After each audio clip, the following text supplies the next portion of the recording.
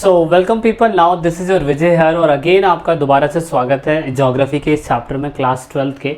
हमने इस चैप्टर से रिलेटेड चैप्टर में 2 पार्ट अपलोड किए हुए हैं and this is the 3rd part. Chapter बहुत ही बड़ा है, चैप्टर 5 जो है ज्योग्राफी का।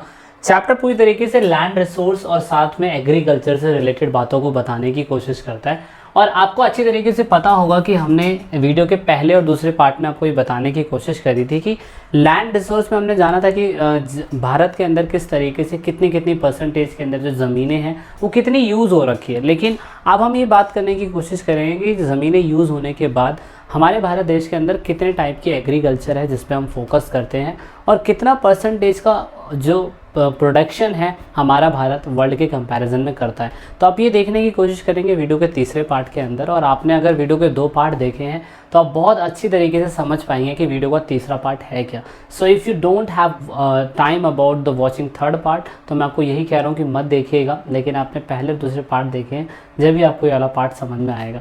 तो अकॉर्डिंग टू न्यू सिलेबस 2022 के अकॉर्डिंग सिलेबस है ये, तो उसके हिसाब से हम चल रहे हैं। So if you are new at the channel, so you can join with us with the new things like Instagram, Facebook page, Telegram and Twitter. Notes के लिए आप हमारे साथ टेलीग्राम पे ज़रूर जुड़िएगा, वहाँ पे आपके साथ नोट्स शेयर होते रहते हैं, तो वो भी आप देखने की कोशिश करेंगे। सो इन दिस क्लास हम जान रहे थे क्रॉपिंग पैटर्न हमारे भारत के अंदर किस तरीके का है। तो आप देखेंगे सबसे ज़्यादा हम भारत के अंदर सीरियल्स उगाने की कोशिश करते हैं, जिसे आप अनाज बोलते हैं। आप दिन भर में अनाज नहीं खाएंगे तो आप भूखे मर जाएंगे। दूसरा है दालें, तो ये दालों का सबसे अच्छा रिसोर्स उन लोगों के लिए जो चिकन बिरयानी जैसी चीज़ें या मुर्ग मुसल्लम जैसी चीज़ें, या मैं कहूँ स्पेशली वो नॉन वेजिटेरियन हैं अगर पूरी तरीके से, तो मतलब यहाँ पे आप नोटिस करेंगे मतलब वो वेजिटेरियन है पूरी तरीके से, तो उनके लिए दालों के लिए प्रोटीन का सबसे इम्पोर्टेंट सोर्स माना जाता है। तो हम पूरी तरीके से किसके बारे में बात करेंगे, हम पूरी तरीके से सबसे पहले सीरियल्स के बारे में बात करेंगे, देन हम दालों के बारे में बात करेंगे। हमारे भारत के अंदर क्रॉपिंग पैटर्न के हिसाब से रबी, खरीफ और जायद फसलें इस्तेमाल होती हैं। तो रबी और उसके बाद क्या कहते हैं खरीफ और जायद फसलों के बारे में हमने पहले भी डिस्कस किया हुआ है। सिंपल सा बस आपको ये बता दूं कि रबी फसलें ठंड के मौसम में, खरीफ फसलें गर्मी के मौसम में, और जो जायद फसलें होते हैं वो इन दोनों के बीच लगभग मौसम में उगाई जाती है। टाइमिंग हर जगहों के अंदर अलग अलग होता है, साउथ के अंदर अलग है, नॉर्थ के अंदर अलग है, लेकिन we are going to talk about the cereals and the pulses, यानी कि अनाज और दाल के बारे में। देन इस वीडियो के लास्ट के एंड में मैं आपको पूरा इस चैप्टर का निचोड़ बता दूंगा, जिससे आप शॉर्ट टर्म में इस चैप्टर को, इस पार्ट को या इस चैप्टर को कवर कर लेंगे। So let me talk about, सबसे पहले अनाज के बारे में बात करेंगे। तो हमारे भारत के अंदर बहुत सारी चीज़ों को उगाया जाता है, हम बहुत सारी चीज़ें उगाते हैं, लेकिन जिसमें से सीरियल्स, अगर अनाज की बात करें तो 54% मतलब 50% से भी ज़्यादा हम लोग अनाज उगाते हैं। अब अनाज की भी वेरिएशन हमारी कंट्री के अंदर देखने को मिलता है, मतलब ऐसा नहीं है कि सिर्फ हम गेहूं ही उगा रहे हैं, अब अनाज के अंदर एक अलग अलग चीज़ें आ जाती हैं, लेकिन आप देखेंगे कि 54% के ऊपर हम इसे उगाते हैं। सबसे पहला rice, one of my favourite thing also, और चाइना के अंदर सबसे बड़ी मात्रा के अंदर राइस का प्रोडक्शन ही होता है। तो आप नोटिस करेंगे कि हमारे भारत के अंदर जितने भी ट्रॉपिकल सैमिड एरिया जोन है, ट्रॉपिकल ह्यूमिड एरिड जोन जो है, उन जगहों के ऊपर आप नोटिस करेंगे कि ऐसे इलाकों के ऊपर ही आप देखेंगे कि खेती होती है चावल की। आप ग्राफ में देख सकते हैं ये सैमिड एरिड जोन है, इसलिए आप देखेंगे सबसे ज़्यादा चावल की खेती इधर के इलाकों में हमें देखने को मिलती है।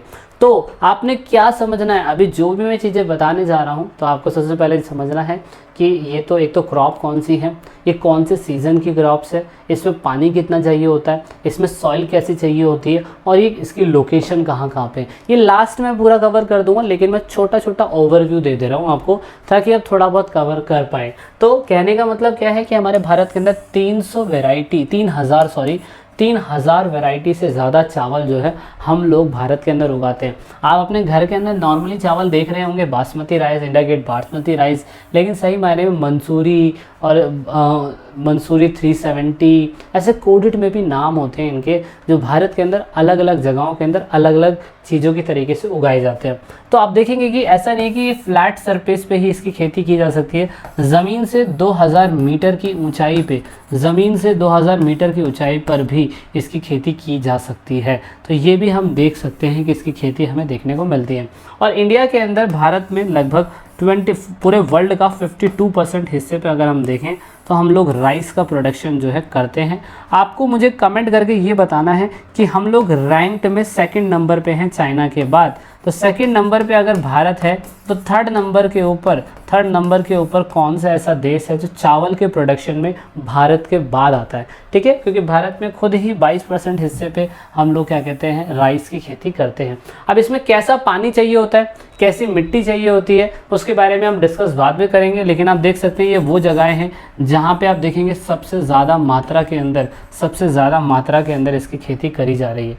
तो ये वो इलाका है, क्योंकि ये आप देख सकते हैं कौन सा जोन है, ये अभी हमने बताया कि ये ट्रॉपिकल ह्यूमिड एरिया है और इस एरिया के अंदर सबसे ज़्यादा इसी की ही हमें खेती जो है वो देखने को मिलती है, ठीक है। तो आप इतना भी फोकस कर लेंगे, इतना भी पकड़ के चलेंगे तो आपको समझ में आएगा कि यहाँ पे कौन कौन से देश है। हालांकि पेपर के अंदर एग्जामिनर इसे फिल करने के लिए नहीं बोलता है कि आप बताइए, लेकिन कभी कभार अगर जज्बाती से हो जाए तो आपसे ये भी पूछ सकता है। नेक्स्ट, अनाज। आज की डेट में आपके घर में कुछ हो ना हो पर अनाज का होना ज़रूरी है, क्योंकि हमारी बॉडी के अंदर कैलोरी के लिए यहाँ पे अनाज सबसे ज़्यादा ज़रूरी है, जिसे आप गेहूँ व्हीट बोलते हैं।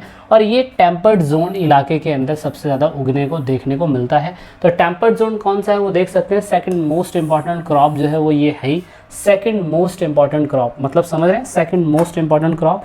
सेकंड मोस्ट इंपॉर्टेंट क्रॉप का मतलब ये कि चावल के बाद सबसे बड़ी मात्रा के अंदर हम इसी को उगाते हैं। उसके बाद यहाँ पे 12% जो है इंडिया के अंदर इसका प्रोडक्शन जो है किया जाता है। और यहाँ पे जनरली ये विंटर के अंदर ग्रो होती है। तो विंटर के अंदर ग्रो होती है तो सिंपल सी बात है ये राबी फसल हो जाएगी, ठीक है। और उसके बाद फिर आप नोटिस करेंगे इनका प्लेसेस अलग अलग है। It is mostly grown under the irrigation condition, मतलब अगर आप गेहूँ उगा रहे हैं तो आप देखेंगे कि वहाँ पे पानी की बहुत ज़्यादा ज़रूरत होती है। अब कितने सेंटीमीटर की पानी की ज़रूरत होती है वो हम आगे डिस्कस कर लेंगे।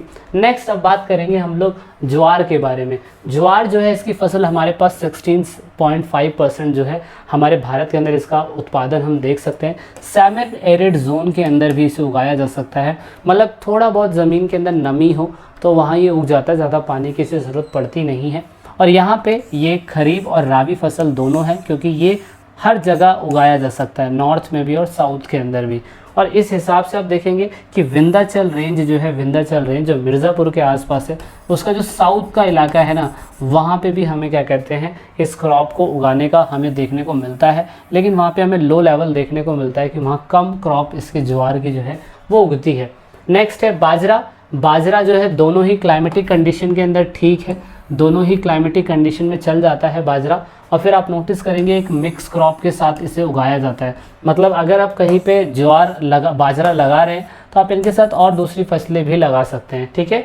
तो ये एक इम्पॉर्टेंट चीज़ है, आप इस पर फोकस कर लीजिएगा, ठीक है। नेक्स्ट मैं जनरली बता रहा हूँ क्योंकि ये सारी फसलें हैं, फसलों में क्या क्या हो रहा है अभी हम लास्ट में भी डिस्कस कर लेंगे, कैसा टेम्परेचर और कैसा क्या चाहिए होता है। 5.2% के अंदर आप देख सकते हैं कंट्री के अंदर इसको उगाया जाता है, तो ये बहुत बड़ी मात्रा है, ये भी बहुत ज़्यादा है।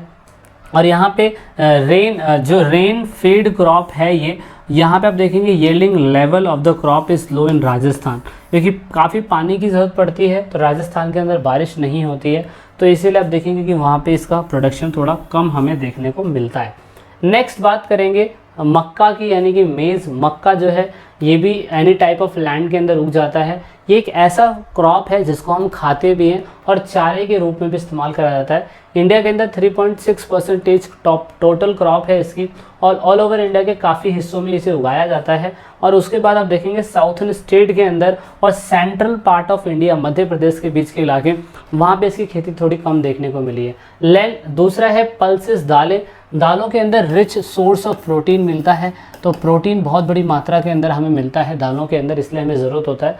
और ये बहुत ही ज़्यादा नेचुरल फर्टिलिटी है इसकी, मतलब क्योंकि दालों के अंदर एक तरीके का राइबोसिज्म होता है, अगर आपने पढ़ा हो उसके बारे में, कि आप थोड़ा भी पानी देंगे क्या कहते हैं दालों को, तो मिट्टी के अंदर नाइट्रोजन वो अपने आप पहुंचा देता है और बहुत जल्दी क्या कहते हैं ये ग्रो हो जाता है। तो इसमें ज़्यादा मेहनत करने की हमें ज़रूरत नहीं पड़ती है। India is a leading producer of pulses. वो आप देखेंगे कि यहाँ पे वो पूरी तरीके से ड्राई लैंड के ऊपर भी उग जाता है, कोई दिक्कत नहीं है।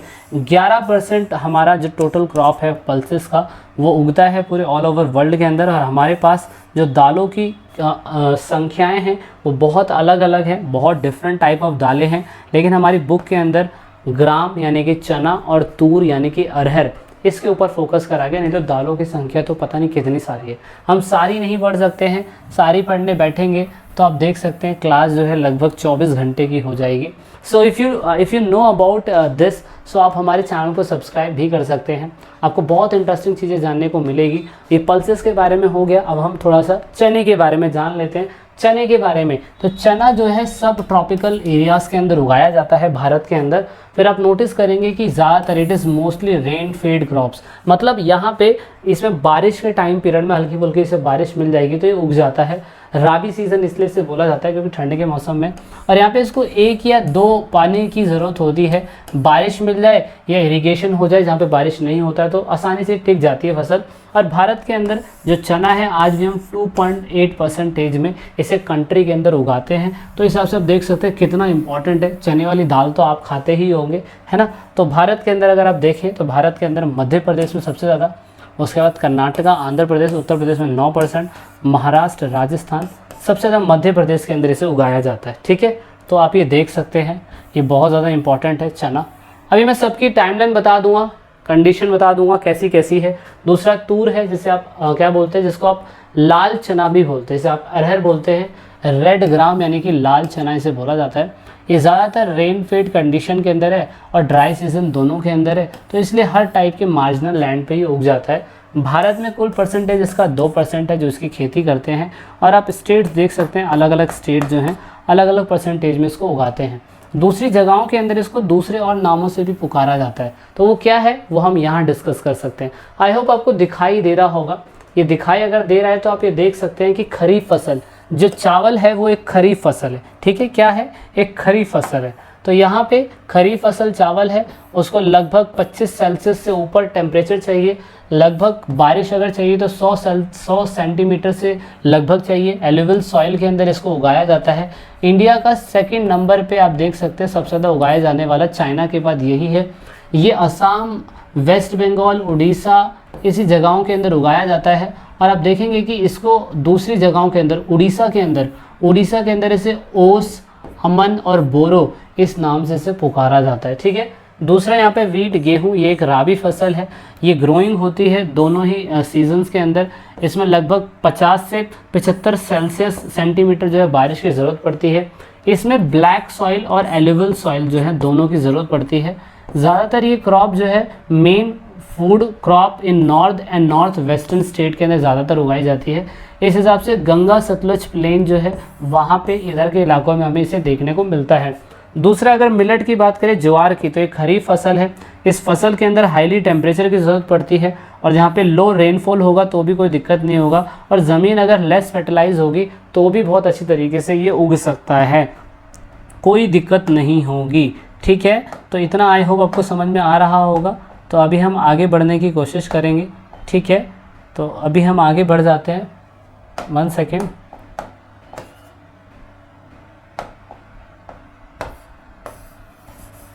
अच्छा, ये तो चलो ये हो गया, चलिए कोई नहीं, हम आगे चलते हैं। तो ये हमें किसके बारे में समझ में आ रहा है, ये पूरा टॉपिक हमें समझ में आ रहा है जो अभी हमने पढ़ा था। ठीक है, तो मैंने इसे शॉर्ट में बताने की कोशिश करी है। नेक्स्ट मिलेट है। मिलेट बाजरा, वही खरीफ फसल, ये तो हमने बता दिया। मिलेट से एक रागी भी है जो खरीफ फसल है, जो हाईली टेम्परेचर इलाके में है तो लो रेनफॉल जल जाता है, वहाँ पे कैसी भी सॉइल चलेगी, सैंडी, स्लो, और यहाँ पे आप देखेंगे वेरी हाई न्यूट्रिशन वैल्यू इसके अंदर हमें देखने को मिलता है रागी के अंदर। उसके बाद क्या कहते हैं, मक्का है, जिसे आप खरीफ फसल बोलते हैं। लगभग इतना इसको डिग्री की ज़रूरत पड़ती है, पानी भी नॉर्मली चाहिए, मिट्टी कैसी भी चल जाती है इसकी। और आप देखेंगे कि ये दोनों फसलें हैं, मतलब खाई भी जाती है और खिलाई भी जाती है जानवरों को। और ये अच्छी जो पुरानी जलोढ़ मृदा है अगर उसमें उगे तो बहुत कंफर्टेबल रहता है। कर्नाटका, उत्तर प्रदेश, बिहार, आंध्र प्रदेश, तेलंगाना, मध्य प्रदेश, ऐसी जगहों के अंदर इसको ज़्यादा उगाते हुए देखा गया है। पल्सेस में दालें हैं। दालें एक तरीके की राबी फसल है, वो कैसी भी ड्राई कंडीशन में रह जाती हैं। पानी के अंदर मिट्टी के अंदर अगर मॉइस्चर्स भी कम हो तो भी चल जाएगा, कोई दिक्कत नहीं है। और इंडिया जो है इसका एक लार्जेस्ट प्रोड्यूसर देश है जो बहुत बड़ी मात्रा के अंदर इसको उगाता है। भारत के अंदर मूंग, मसूर, पी ग्राम पल्सेस जो है बहुत इंपॉर्टेंट क्या कहते हैं दालों में से आता है। मध्य प्रदेश, उत्तर प्रदेश, राजस्थान, महाराष्ट्र, कर्नाटका, इधर के इलाकों के अंदर ये बहुत बड़ी मात्रा के अंदर उगाया जाता है। तो आप देख सकते हैं इनका पूरा मैंने ओवरव्यू पूरी तरीके से बताने की कोशिश करी है। आप भी ऐसे लिख लीजिएगा ताकि आपके नोट्स भी बनते रहे। और आपको नोट्स चाहिए तो टेलीग्राम पे ज्वाइन ज़रूर होइएगा। And we have finish this chapter and I hope you like this video अच्छी लगी है तो ज़रूर अपना रिप्लाई करने की कोशिश करिएगा। So this is it in this video. जब तक के लिए जय हिंद, जय भारत।